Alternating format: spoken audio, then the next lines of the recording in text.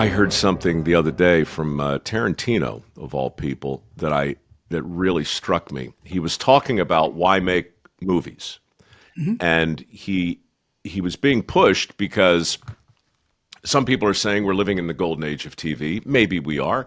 Um, certainly Yellowstone and everything that's come out, and God, Breaking Bad and The Sopranos, listen, I mean, Sure. extraordinary stuff. But his point was, I watched Yellowstone, all of it. I watched all four seasons. Then I watched some 1883 or whatever that was, and in the end, I went for a ride, and I became invested in the fate of many of these characters. But I can't really tell you what happened. Yes. And it's not that I didn't enjoy it while I was watching it. It's just that it now lives in my memory as a kind of smeared soap opera, Yep. right? As opposed to Fort Apache, Red River. I mean, go down the list of the Stagecoach, right? Yep. Like those movies, they happen and they become, as what's his name said in The Matrix, a splinter in your mind.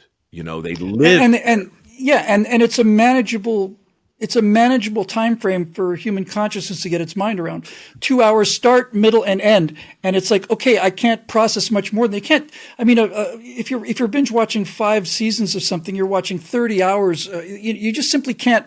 You just can't put those kind of arcs. It's too much. It's a fire hose. But let me just blow your mind and take the audience dynamic to the next and last level. Because I'd never experienced anything like this in my life. I'm in the woods. I'm at the Grove. I'm watching the Grove play. I'm seeing something. I wouldn't call it transcendent like Les Mis was, but it's really good.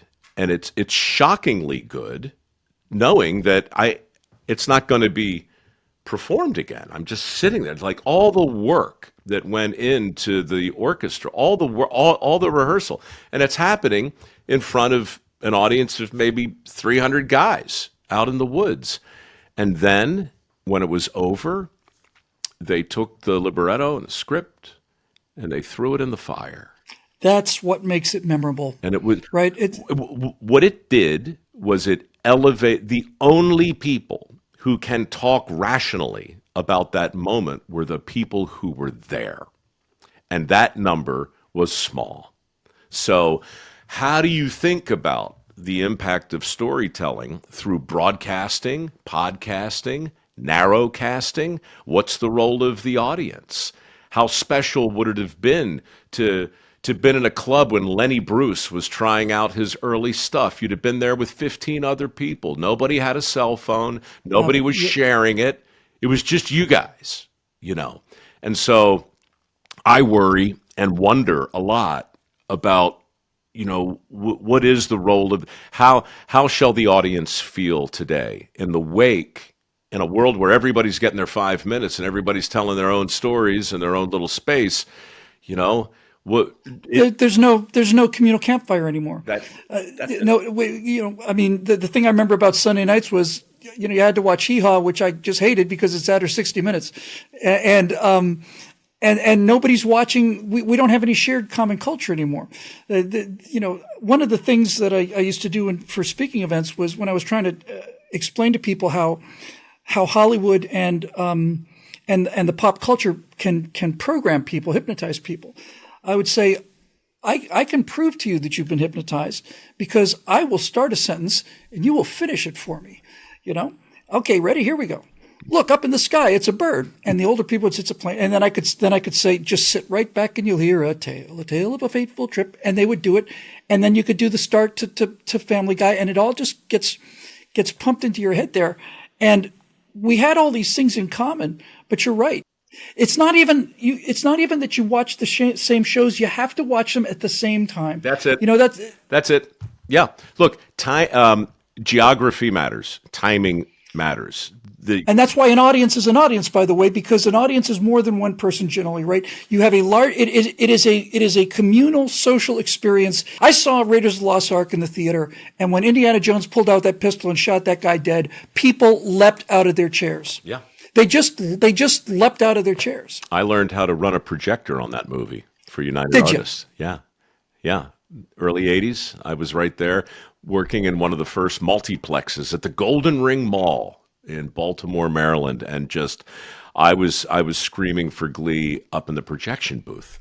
Oh, Like, oh my God, what a it's the shared moment. greatest moment ever. Back to music real quick and Hee Haw, of all things. I watched Hee Haw too.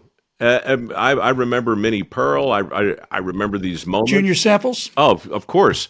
But what I really remember today and what your listeners ought to dive into just for grins is the straight up genius of Roy Clark. Roy. Yep. My God.